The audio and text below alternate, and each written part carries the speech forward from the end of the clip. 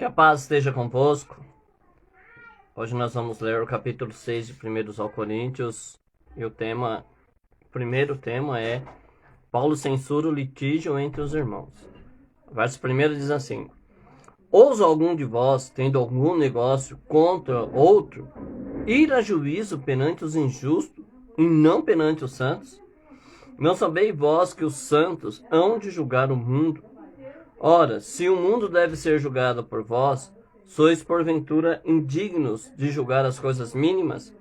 Não sabeis vós que havemos de julgar os anjos, quanto mais coisas pertencentes a esta vida? Então, se tiverdes negócio em juízo pertencentes a esta vida, podes na cadeira aos que são de mesma estima na igreja. Para vos envergonhar, o digo: não há, pois, entre vós sábios, nem mesmo um que possa julgar entre seus irmãos? Mas o irmão vai a juízo com o irmão, e isso perante os infiéis. Na verdade, é já realmente uma falta entre vós terdes demandas uns contra os outros, porque não sofreis antes a injustiça, porque não sofreis antes o dano. Mas vós mesmo fazeis a injustiça e fazeis o dano, e isso aos irmãos. Não sabeis que os injustos não hão de herdar o reino de Deus? Não erreis, nem devasso, nem idólatras, nem adúlteros, nem os efeminados, nem os sodomitas, nem ladrões, nem os avarentos, nem os bêbados, nem os maldizentes, nem os roubadores herdarão o reino de Deus. É o que alguns têm sido, mas haveis sido lavados, mas haveis sido santificados, mas haveis sido justificado em nome do Senhor Jesus, pelo Espírito do nosso Deus. Não é? E aqui então nós já pegamos Paulo continuando, né, que ele já falou da separação, já falou dos problemas. No capítulo 5 ele dá aquela paulada dizendo assim: puxa, quem me entristece é que o pecado está aí, vocês não são capazes de se entristecer porque tem pecado dentro da igreja. O erro está aí, a conduta errada está aí, vocês não se importam com a igreja de Cristo, né? Quando Jesus limpa o templo lá, ele dá uma bronca e diz: por que vocês transformaram a casa de oração, né, num covis de lobo? E a gente vai ver muitas outras passagens, né, que esse pouco caso com a obra do Senhor, Ageu, né, que dizem: vocês estão preocupados com a casa de vocês, mas minha casa está vazia. E vocês trabalham e põem no saco furado que recebe, não chega em casa, que chega, eu desfaço com o sopro da minha boca, diz o Senhor. Não era o capeta, não, era o Senhor dizendo. E por que eu faço isso? Porque vocês não dão a menor importância para minha casa. Hoje, muitos vivem assim, sem dar essa importância, tanto é que o pecado está lá e ninguém quer corrigir. Mas aí então, Paulo tem uma necessidade de falar sobre o litígio, né? O irmão tem uma coisa contra o outro, em vez de procurar a igreja, ele procura juízo ímpio, né? Vai no fórum, vai fazer essas coisas. Então, a gente precisa tomar um certo cuidado com isso, e que Paulo está querendo nos ensinar. Ele vai dizer, né? Olha, sabeis que vocês vão julgar o mundo, os anjos, quanto mais essas coisas pequenas desta vida.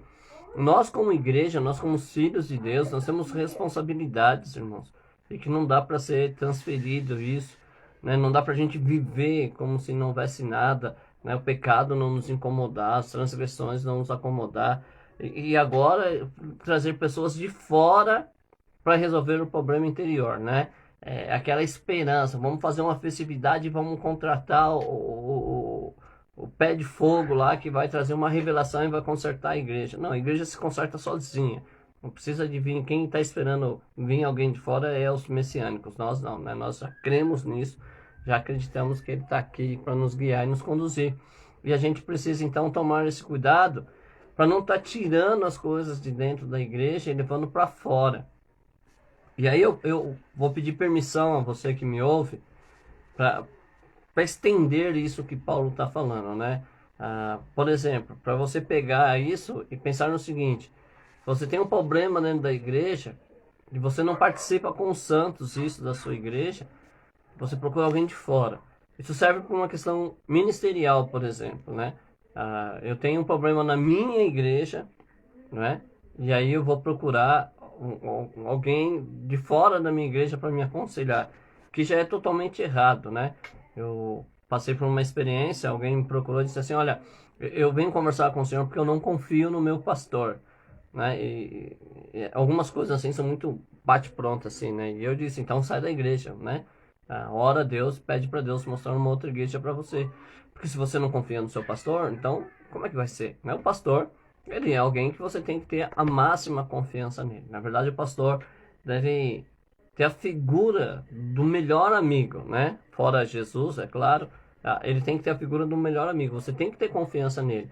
Por que você tem que ter confiança no seu pastor? Porque você precisa ser discipulado por ele. Então você tem que ter confiança de que o que ele está te ensinando é realmente bíblico, porque ele é um homem de Deus, ele tem exemplo. Você olha para a vida dele, você vê a vida de Cristo refletida. Você precisa confiar no seu pastor como conselheiro quando você estiver num problema, que você não está achando uma solução, que você já conversou com sua família e mesmo assim ninguém teve uma luz. A pessoa mais indicada para você procurar, né? A não ser que você faça parte, algumas igrejas são celulares, outras têm grupos dentro da igreja, por exemplo, as igrejas pentecostais geralmente é criança, mocidade, adolescente, grupo das irmãs, grupo de varão.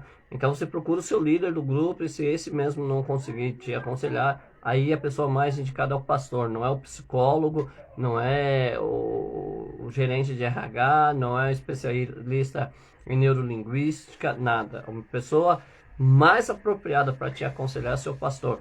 E se você olhando para ele não confia nisso, então pula fora, não é?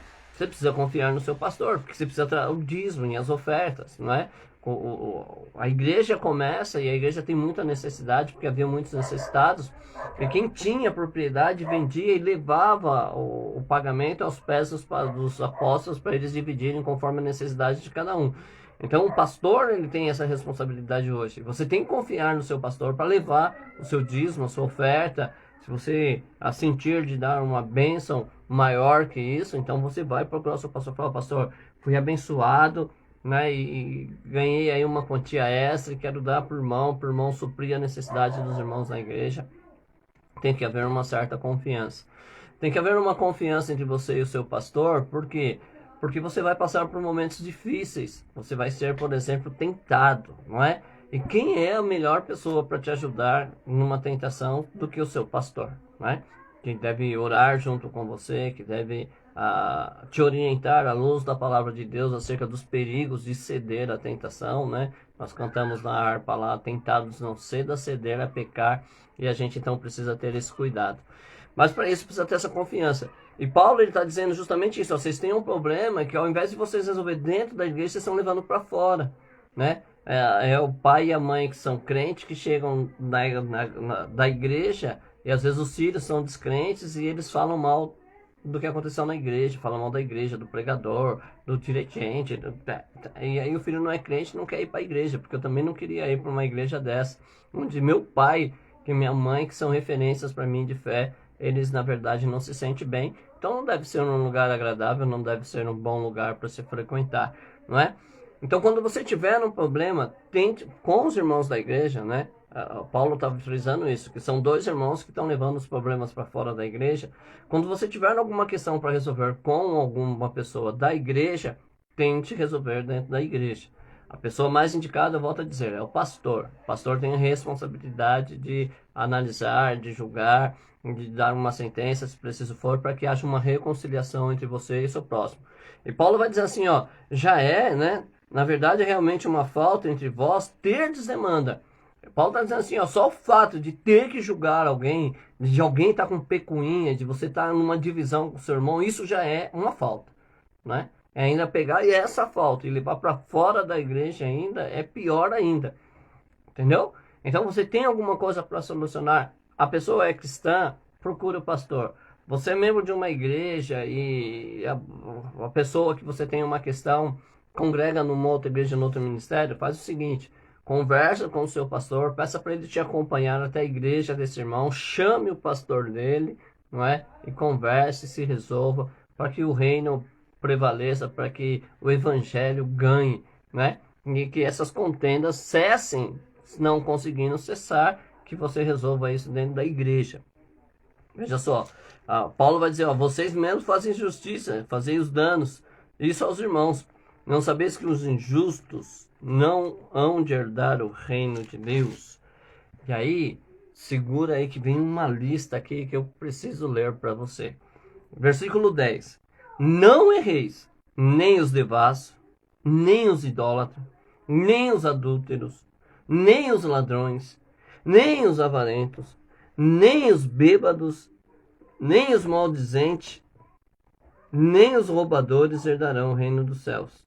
Aqui eu pulei aqui os efeminados e os sodomitas, né? Herdarão o reino de Deus. E é o que alguns têm sido, mas haveis sido lavado, haveis sido santificados, haveis sido justificado em nome do Senhor Jesus pelo Espírito do nosso Deus. Então olha só outra questão aí, não é? A gente sabe que infelizmente, né, a gente não está aqui para tampar só com peneira, nós estamos aqui para falar da verdade, para que a verdade possa nos libertar. E infelizmente temos os idólatras dentro da igreja evangélica. Que tipo de idolatria nós praticamos dentro da igreja evangélica? O Cartas aos Coríntios começa ali já, né, colocando uma idolatria ao líder, à liderança, não é? Que ali nós temos 4 pessoas citadas, né, entre elas Jesus, e que se estão idolatrando, por isso estão criando partido. Eu estou colocando uma pessoa acima das escrituras, acima do evangelho, eu estou pegando uma coisa que não é para mim fazer, né, e estou fazendo, colocando alguém acima disso, e aí eu tomo partido, não pelo reino, porque se fosse pelo reino não havia divisão em mim, né? Quando eu tomo um partido, a minha divisão ela é uma divisão idólatra, eu vou procurar alguém e vou idolatrar essa pessoa, se a divisão houver em mim. Então há uma idolatria disso, há idolatrias, né, pelos músicos famosos, conjuntos musicais. Eu tenho um carinho muito grande, né, pela um conjunto americano que chama Hillsong.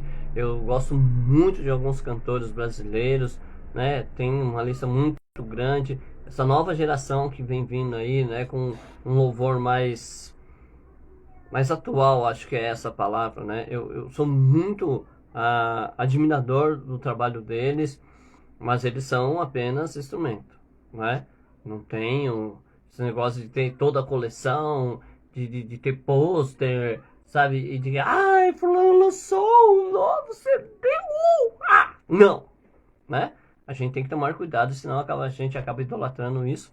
Idolatrar pregadores, né?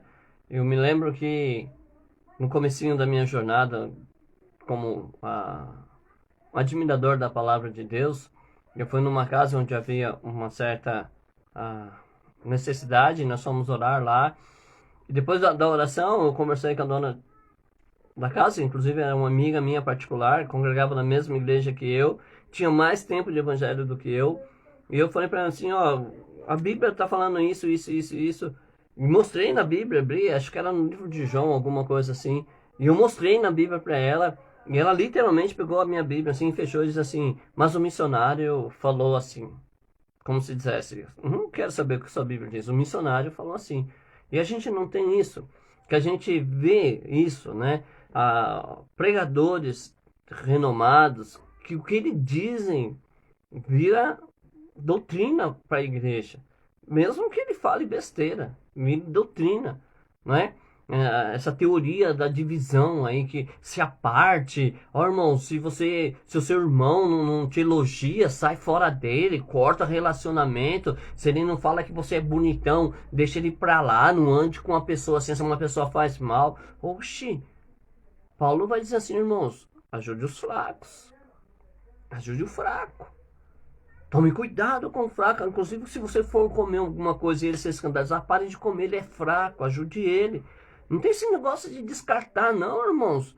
Sabe, esse evangelho de descarte não é o de Jesus. Veja lá toda a história de Jesus e o evangelho que ele deixou para nós. Se ele está pronto a descartar alguém, descartou Pedro, descartou Judas. Ele não sabia quem era Judas? Ele sabia quem era Judas. Ele sabia quem era Pedro. Ele sabia quem era cada um de nós, ele sabe quem eu sou e sabe quem você é. Agora ele vai descartar nós? Você acha que ele vai descartar? Mas nós fazemos por ele o que ele fez por nós? Nós fazemos por ele aquilo que nós deveríamos, pelo menos? Não. Então essa teoria de descarte, irmãos, não procede do céu não, viu? é muito bonitinho, é uma neurolinguística bacana, é um tema muito atual, mas não provém da Bíblia, não. A Bíblia nós temos que ganhar os fracos, os intolerantes, nós temos que fazer como chegar a luz até eles. E se eu descartar eles, não vai chegar, né? Então nós temos esse tipo de idolatria, adúlteros, né? Que eu acho muito engraçado isso, né? Que a igreja pentecostal, ela conhece poucos pecados, e um deles é o adultério. Então a pessoa adulterou, ela corta de vez. Você pode mentir, você pode não cumprir as regras, você pode violar a lei, você pode fazer um monte de coisa, só não pode adulterar. O adultério é um pecado mortal para a igreja. Não é que não seja, mas é que as pessoas só visam isso. Mentir também é pecado. Se você ler o capítulo 5 de Atos dos Apóstolos, porque mentiram, Ananias e Safira, sua esposa, morreram. Não é? Talvez você esteja em pé, mas seu espírito já foi. Talvez você seja um morto-vivo. Tem nome de que está vivo, mas está morto, como diz Apocalipse. Não é? Porque você mente, porque você engana. Então, os adúlteros também não entram no reino dos céus. Nem pode entrar. Mas você sabia? É uma coisa muito bacana. Por muitos anos depois que eu aceitei Jesus, a gente não podia assistir televisão. Eu era pentecostal, sempre fui, né? Me converti numa igreja pentecostal. Tenho muito orgulho de que Deus tenha me permitido conhecer o movimento pentecostal, mas sofri bastante com algumas coisas. E essa questão da televisão era uma coisa dessa, porque a gente não podia assistir. Mas Jesus, ele falou assim, ó, se você olhar uma pessoa desejar no seu coração, você já pecou. Eu já vi irmãs, infelizmente, irmãos, eu já vi irmãs falando de pregador bonitão, né, que é boa pinta. Tá, tem, lógico que tem, os filhos de Deus são bonitos, não é? As filhas de Deus são bonitas. Mas não é o pregador, não é a pregadora que tem que chamar minha atenção, não é o porte físico dela. Tem gente criticando uma irmã que diz que é pastora, eu não sei se ela é ou não, que fica lá com uma roupa mais ousada. Gente, a gente não deveria nem prestar atenção na roupa dela. A gente deveria prestar atenção em outras coisas, né? Mas infelizmente tem aquele que vai, grava lá e faz essas coisas assim, para perturbar a mente dos outros. Então, se você olhar e desejou, é adultério. Quantas irmãs assistem televisão? Quando passaram aquela TV, aquela novela de uma emissora que não vou falar, mas você vai saber, que era a história de Davi, fizeram uma pesquisa. Por que que as pessoas assistiram a novela de Davi? Não era porque tinha uma mensagem bíblica, não é porque estava se achegando a Deus, é por causa dos galãs que tinham lá. Né? Então, mas é um texto bíblico. Se você pode assistir, você pode ir para a igreja e o pregador estiver pregando, e você tiver com pensamentos ruins sobre a vida dele, você está adulterando. Diz Jesus. Você não precisa ir para a cama, você não precisa praticar um ato sexual, basta o que você deseja. Então, adúlteros não entram no reino dos céus. Nem os efeminados, nem os sodomitas. Há uma guerra sobre isso, né? Sobre a palavra efeminado colocada aqui, os sodomitas, mas por via de regras a gente sabe que é isso. Eu não vou entrar na interpretação da palavra, porque eu não estudei a etimologia da palavra. Já disse que algumas coisas eu tenho minhas limitações. Não tenho medo de dizer que as pessoas precisam se converter, deixar algumas práticas, não é isso que eu estou fazendo, eu não estou me excluindo da responsabilidade de dizer sobre isso, mas é um estudo que precisa ser feito com muita atenção e com muito cuidado, para que a gente não acabe fazendo um julgamento errado, porque a princípio Deus disse que amou o mundo, não é? Então, seja ele o que for, Deus ama. Ele precisa mudar, precisa se converter, mas ele ama, certo? Nem ladrões. E aí, irmãos, eu tenho certeza que quando diz assim, nem ladrões, os mais radicais da fé pensam assim, quem não dá dízimo é ladrão. E os mais liberais dizem assim, o dízimo é do Antigo Testamento, ninguém precisa dar dízimo mais. A verdade é que a Bíblia chama de ladrão. Mas é no Velho Testamento. Então você não prega Salmo, então você não vive as promessas de Deuteronômio 28, então você não se espelha em Davi, você não se espelha em Moisés, então você não tem os mandamentos, você não guarda os mandamentos porque a lei é do Velho Testamento, então você não procura fazer muitas coisas. Na verdade, você também não crê no batismo com o Espírito Santo, porque é uma promessa, não se cumpriu, tá bom, esquece isso. Mas então, quer dizer, as pessoas falam que é do Velho Testamento, mas tem muita promessa no Velho Testamento que elas querem viver. Não dá. Se você quer viver as promessas do Velho Testamento, você vai ter que praticar, não é? Nós não somos salvos pela lei, não é isso que eu estou falando. Salvação é um outro tema, mas você tem que observar a lei. Por quê? Porque pela graça nós testificamos que a lei é boa, santa não é? Então você tem que praticar a lei. E os fora da lei têm os ais esperando não um reino glorioso. Então, os ladrões, não é, que a Bíblia chama de ladrões, também não vão herdar, não é? Nem os avarentos, pessoas que, ó, amam o dinheiro.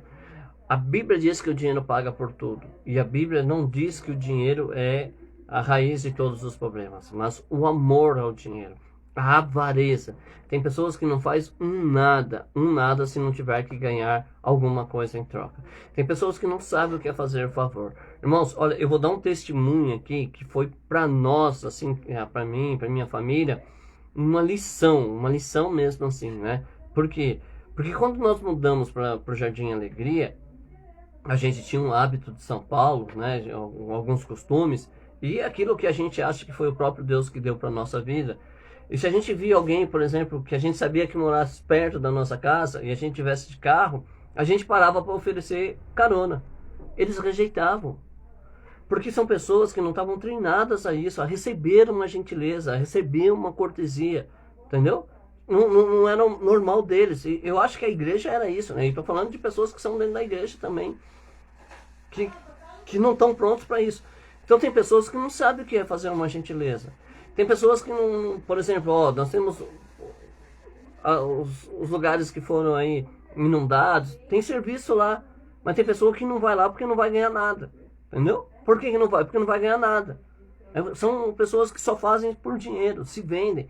Pregadores que se vendem, não é? Não vou dizer que são pregadores do evangelho, não. São palestrantes, pregadores de uma outra virtude, mas não, sabe, que se vende, que não vai pregar.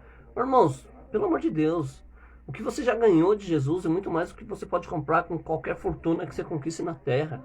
Você devia ter vergonha de cobrar, não é? Não digo, por exemplo, eu sou convidado para ir, que nem eu fui convidado para ir pregar numa cidade aqui em Cabriúva, não é? É um pouco distante daqui. Eu não cobrei e não cobro. E a minha família toda sabe que nós, em oração, decidimos não cobrar. Eu não cobro nada, porque eu devo isso a Jesus, não é? Eu devo isso a Jesus. Mas às vezes me convidam e eu tenho uma necessidade. Eu digo assim, olha, eu não tenho dinheiro da condição, irmãos, para ir. Né? Eu não estou pedindo, eu estou comunicando, não posso ir porque é longe e eu não tenho dinheiro para condição. E os irmãos dizem assim, não, a gente vai abençoar o irmão. Beleza, glória a Deus, não é? É uma questão que eu não cobrei, não estipulei um preço. Os irmãos sentiram no coração de querer me ouvir e fizeram lá um rateio para que eu pudesse estar indo lá, né? Outra coisa, eu posso ir numa igreja pregar e depois da pregação, o pastor, né, que gostaria de me ver pregando, que achou que eu tinha uma palavra para passar para a igreja dele, em reconhecimento ao meu esforço de sair da minha casa, de ir em algum lugar, não é?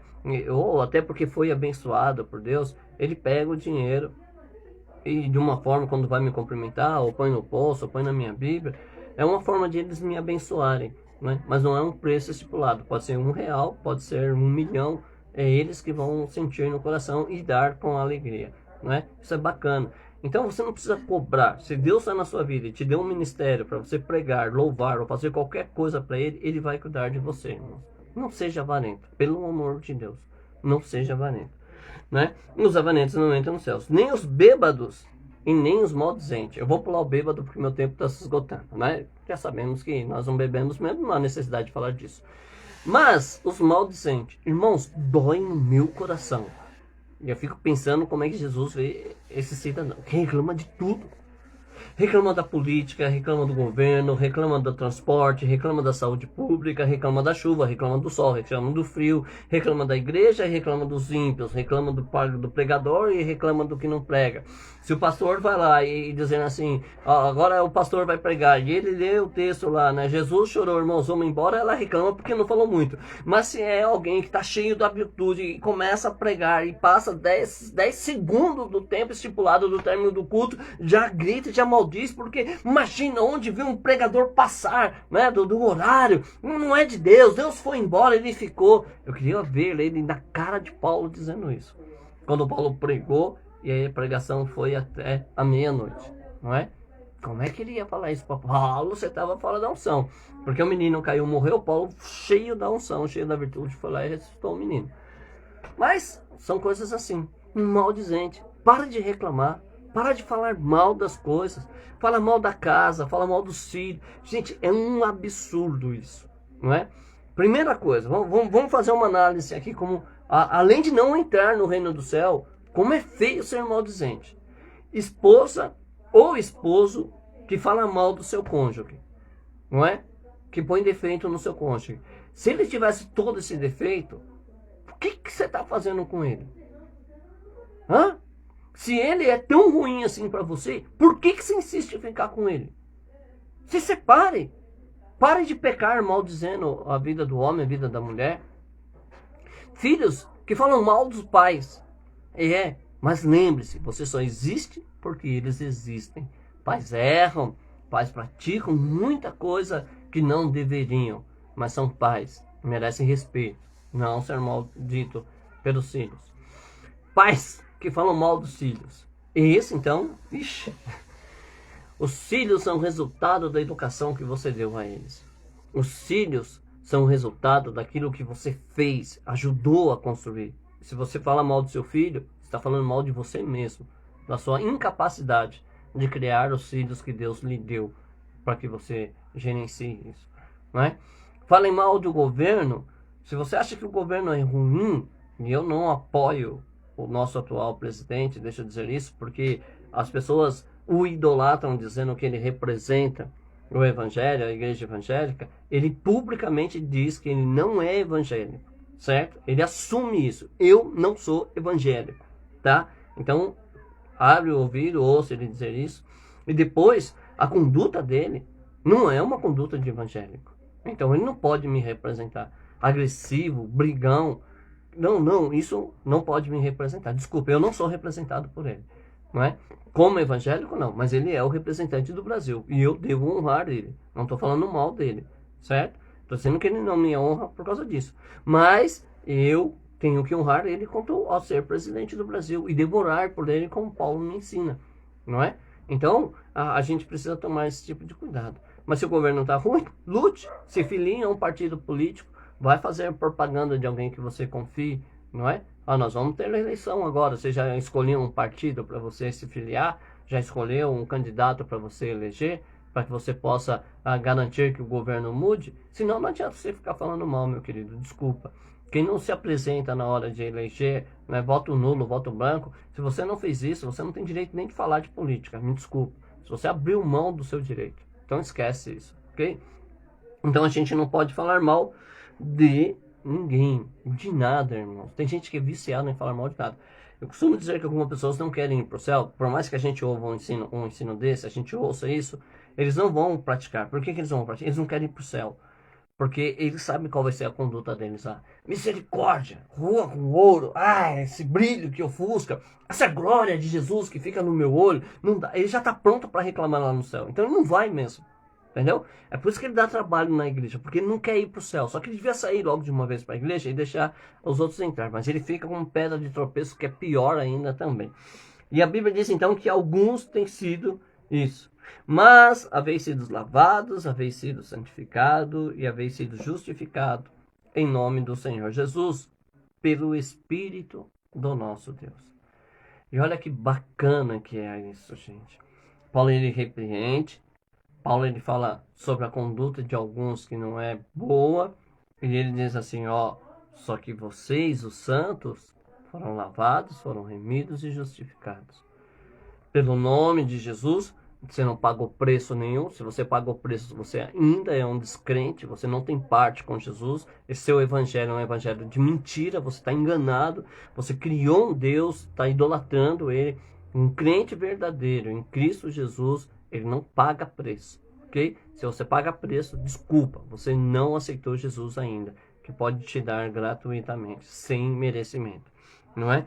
Pelo nome de Jesus, é o evangelho da graça, de graça, que você não merece, que Deus dá porque te ama, ok? Então, se você tem isso, e se você tem o Espírito de Deus. Irmãos, vamos pegar aqui dois exemplos da Bíblia para entender um pouco o que é o Espírito de Deus, né? Para a gente descartar os síndromes de Gabriela da nossa lista daqueles que pretendem ser salvos. Paulo e Pedro, que foram, na verdade, dois líderes da igreja também, cada um da sua forma. Pedro era um homem precipitado, um homem que se julgava por ser discípulo de Jesus, né?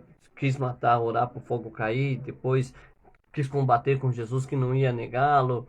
Um homem muito precipitado.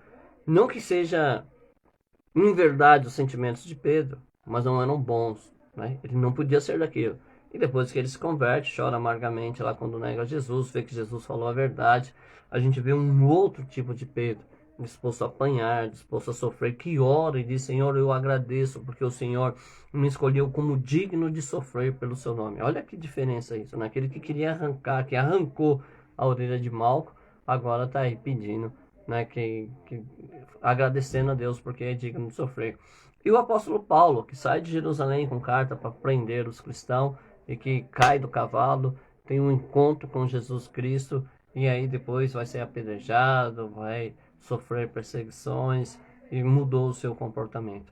Aceitar Jesus é morte, é deixar de ser quem é. Então esse eu sou a si mesmo, desculpa, você precisa aceitar Jesus. Procure seu pastor, converse com ele, ele vai impor a mão sobre você, vai fazer uma oração para que você realmente se converta ao Evangelho. Ele vai mostrar para você que você não está seguindo os mandamentos bíblicos, que você não pode representar Jesus, porque para representar Jesus você não pode ser você mesmo, você precisa morrer e deixar que o Espírito te faça uma nova criatura, não é? Então você precisa disso.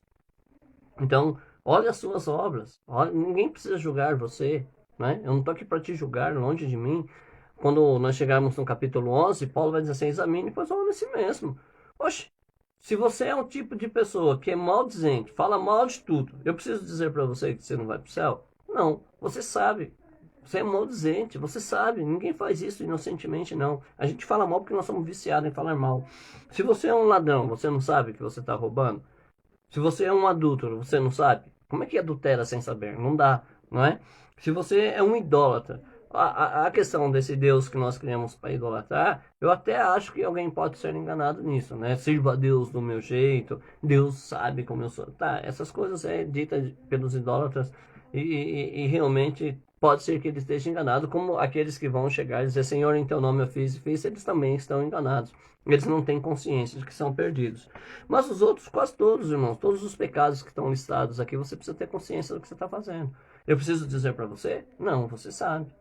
Você sabe quando você olha para uma mulher ou quando você olha para um homem, que tipo de sentimento você tem quando você assiste sua televisão, sua série predileta, sua novela preferida, quando você vê o jogador de futebol, quando você vê o cantor, né? André Valadão, uai, né?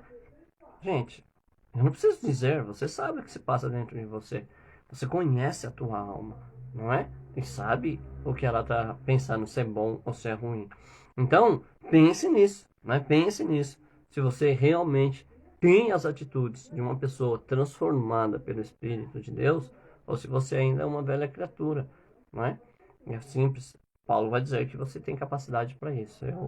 Eu não posso julgar. Eu, quanto a mim, nem mesmo julgo. Não sou perfeito, ainda não sou perfeito, e falo isso com muita dor, porque é mandamento que a gente seja perfeito. Eu não sou perfeito ainda, na verdade. Tenho caminhado, procurando estudar, tem muita coisa na minha vida, de hábitos, de costumes, que eu acho que precisa mudar. Algumas coisas eu não quero mudar, porque eu não vejo base bíblica para mudança, e algumas pessoas são intolerantes quanto a isso, não é? Mas, assim, eu até entendo que eu devo ser cuidadoso com os fracos na fé, mas não são coisas que escandalizam Jesus, escandaliza crente que são meia boca, né, que são os mornos e serão vomitados. Então eu não tenho muita preocupação com isso. Se um dia me mostrarem na Bíblia, teria o maior prazer de abrir mão, porque para mim o que interessa, meu irmão, é chegar ao reino dos céus, não é ter razão de nada, não é saber mais do que ninguém. Na verdade, eu acho que eu nem sei tanto assim, eu acho que, né, eu tenho consciência de que o que eu sei é tão pequeno, irmãos. Eu vejo, eu estudo sobre a história da igreja, eu vejo testemunho dos missionários que foram capazes de se vender para pregar o evangelho. Que coisa linda. De irmãos que fizeram, acho que é o Simon que fez a faculdade na porta da sala de aula, porque ele não podia entrar, porque no seu estado não permitia isso. Sabe, eu acho que essas pessoas são sábias. Billy Graham, né? Eu sentaria e passaria horas e horas ouvindo Billy Graham, porque eu acho que aquele homem tem uma sabedoria muito grande. Como eu gosto de ouvir Ricardo Goldin, como eu gosto de ouvir Edson Rebustini. Irmãos, eu agradeço a Deus pela internet. Às vezes, quando me é possível, sabe, meus filhos estão de prova, sabe, tem minha família, meus amigos sabem disso. Às vezes eu estou naquele dia e eu quero ouvir alguma coisa, então põe lá, né? Que às vezes é 5, 6 pregação desses homens, né? Tem o Hernandes Dias Lopes. Eu sou até Caio Fábio, tá, irmãos? Caio Fábio, que eu acho que tem uma sabedoria, é diferente, mas eu também preciso aprender algumas coisas que ele passa lá, certo? Examinar a todos, retende bem. Não aconselho você, se você não tiver uma boa base, mas é bom que você ouça no outro lado da história também, não é? Então, irmãos, a gente precisa melhorar. Eu ouço essas pessoas porque eu quero ser melhor. Eu me dedico a estudar a Bíblia porque eu quero ser melhor. Já sou? Não, não sou. Mas eu não estou conformado com isso. E a Joyce Meyer, uma vez pregando, ela disse isso, né? Deus, ele não vai se surpreender e ele não vai se entristecer se quando vier buscar a igreja te encontrar imperfeito. Mas ele vai ficar muito triste se você não tiver tentado mudar. E é o que eu estou fazendo, tentando mudar. Mas eu sou homem, sujeito às mesmas paixões que qualquer outro ser humano sobre a face da terra. Por isso eu não gosto de dizer que fulano fez isso ou aquilo, por ser vergonha, por nada. Porque eu sei que na nossa natureza humana a gente pode fazer coisas que hoje nós achamos absurdo. E é o que Paulo diz, aquilo que eu não quero fazer, o mal que eu não quero fazer, eu acabo fazendo.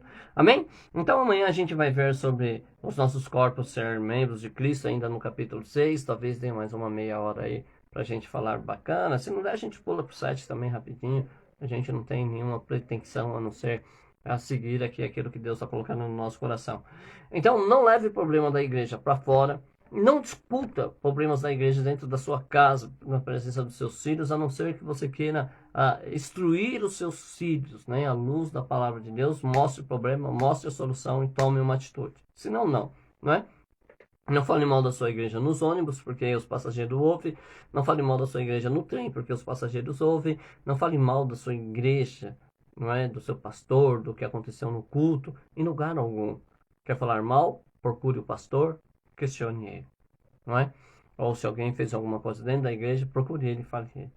Eu disse, eu sou imperfeito. Eu tenho certeza que eu já errei isso no passado, né? E há uma possibilidade de eu errar no futuro também. Mas eu sei que eu não devo fazer, né? Eu sei que eu preciso mudar nessa parte. Meus filhos não precisam saber os problemas da igreja porque eles não congregam lá, né? E não é que eu vou mascarar. Não, eles sabem que tem problema porque eles conhecem a Bíblia. Graças a Deus, todos eles conhecem a Bíblia. Graças a Deus, eles cresceram ouvindo homens sábios, né? Se resolveram não praticar, é um problema deles, porque na verdade Deus vai trazer de volta. Isso é um problema meu, orar e acreditar, né? Crer no Senhor Jesus, será salvo tu e tua casa. E tem um monte de promessa que me faz firme de que eles voltarão e serão reconhecidos como ministros de Deus. Mas hoje, eles têm alguns que estão fora, né? Aos poucos já estão se chegando alguns, e aí Deus vai concluindo a obra. Então é isso, meus irmãos. Preste atenção na sua vida. Tome cuidado, porque a salvação é coisa séria. E você pode perder. Por isso, em Apocalipse diz, né? Cuide para que ninguém roube a tua coroa. Amém? Senhor nosso Deus, nos ajude a olhar para nós e identificar as coisas do nosso comportamento que podem estar nos levando a pecar contra ti. Maldizer, roubar, tomar atitudes, Senhor, de idólatra, de avareza. Isso tudo, Senhor, faz parte do ser humano. Mas nós precisamos ser lavados, remidos e justificados em nome de Jesus pelo Teu Espírito Santo, Pai. Só o Teu Espírito é capaz de nos transformar verdadeiramente em filhos que Te adoram em espírito e em verdade. E essa oração que eu faço a todos os meus irmãos, a todos aqueles que me ouvem nessa noite, em nome do Senhor Jesus. Amém. Deus abençoe a todos, obrigado pela presença de todos. Né? Ah, pastor, você não cita nome? Eu não posso porque eu erro, eu esqueço e aí fica ruim.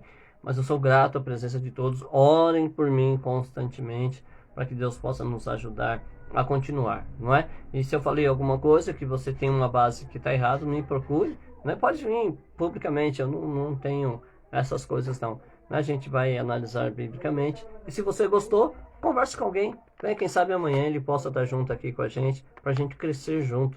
O propósito dessas lives, irmão, desses vídeos, é que haja crescimento para a Igreja de Cristo, através da verdade e do Espírito Santo de Deus. Deus abençoe. Um ótimo final de noite para você.